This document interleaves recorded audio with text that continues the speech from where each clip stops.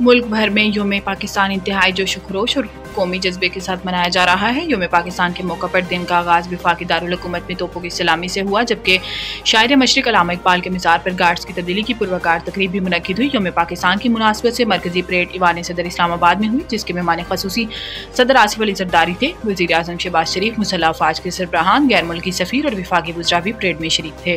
Army, navy اور فضائیہ کے دستوں کا مارچ پاسٹ جدید ترین J-10C کی فارمیشن نے لینئرز بومبرز کا مظاہرہ کیا۔ JF-17 تھنڈر، F-16 اور میراج طیاروں نے بھی فلائی پاسٹ کیا۔ پاک فضائیہ کی شیر دل فارمیشن نے فضا میں قومی پرچم کے رنگ بکھیرے۔ آرمی اسکول آف میوزک کے پائپ اینڈ پرکشن بینڈ نے فضا میں زبردست دھنیں بکھیری۔ صدر، وزیر اعظم، وزیر دفاع، مسلح افواج کے سربراہان سمیت تقریب میں شریک مہمان خصوصی صدر مملکت آصف علی زرداری نے پریڈ کا معائنہ کیا۔ قبل ازیں صدر آصف علی زرداری اور وزیر اعظم شہباز شریف نے قوم کو یوم پاکستان کی مبارکباد بھی دی۔ معاشی استحکام حاصل کر لیا، نظام کی درستگی کا عمل جاری۔ وزیر اعظم شہباز شریف نے اپنے ایک بیان میں کہا کہ پارلیمان، عدلیہ اور انتظامیہ اپنے آئینی امور کے انجام میں مصروف ہیں۔ حکومت نے شبانہ روز محنت سے معاشی استحکام حاصل کر لیا، ادارہ جاتی اصلاحات اور نظام کی درستگی کا عمل جاری ہے۔ انہوں نے مزید کہا کہ یوم پاکستان کے موقع پر ہم اپنے اسلاف اور مشاہیر کو اسلامی عقیدت پیش کرتے ہیں۔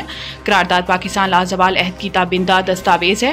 آج پاکستان خود مختار مملکت اور ہم ایک آزاد قوم ہیں۔ وزیر اعظم شہباز شریف کا کہنا تھا کہ پاکستان کے قابل شہری ہر شعبہ زندگی میں اپنی محنت سے نئے جہان آباد کر رہے ہیں۔ دہشت گردی کے خلاف جنگ میں مسلح افواج، پولیس، رینجرز اور FC بے مثال جرأت و بہادری کا مظاہرہ کر رہی ہے۔ ان کا کہنا تھا کہ آئیں عہد کریں کہ قیام پاکستان کے مقاصد کے حصول کے لیے دن رات محنت کریں گے۔ قائد کے اتحاد، ایمان اور نظم و ضبط کے اصولوں پر عمل کر کے ملک کو ترقی یافتہ عظیم فلاحی مملکت بنائیں گے۔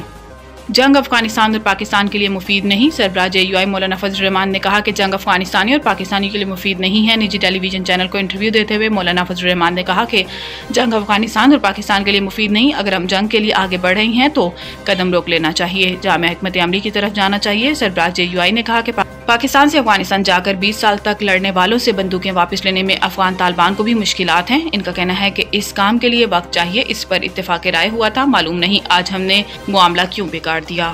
مصطفیٰ عامر قتل کیس میں پراسیکیوٹر کو نامعلوم افراد کی دھمکیاں۔ قائم مقام پراسیکیوٹر جنرل نے بتایا ہے کہ مجھے بلا واسطہ دھمکیاں دی گئیں۔ ایک آڈیو میسج موصول ہوا جس میں انسداد دہشت گردی کی عدالت کے جج ذاکر حسین اور 2 دیگر ججز کے نام لیے گئے۔ انہوں نے بتایا کہ میرے ساتھ کام کرنے والے فہیم پمر کا تعاقب کیا گیا اور ان کی گاڑی کو ٹکر مار کر نامعلوم افراد نے شیشے بھی توڑے، جبکہ گاڑی سے لیپ ٹاپ نکال کر لے گئے۔ پراسیکیوٹر کے مطابق انہوں نے دھمکیوں کے بارے میں متعلقہ حکام کو آگاہ کر دیا ہے۔ منتصر مہدی نے مطالبہ کیا ہے کہ میں چاہتا ہوں آڈیو کا فورینسک کروایا جائے۔ ساتھ ہی انہوں نے یہ بھی بتایا کہ مصطفیٰ عامر کیس میں وائس ریکارڈنگ لیک ہونے کے باعث دھمکیاں دی گئیں۔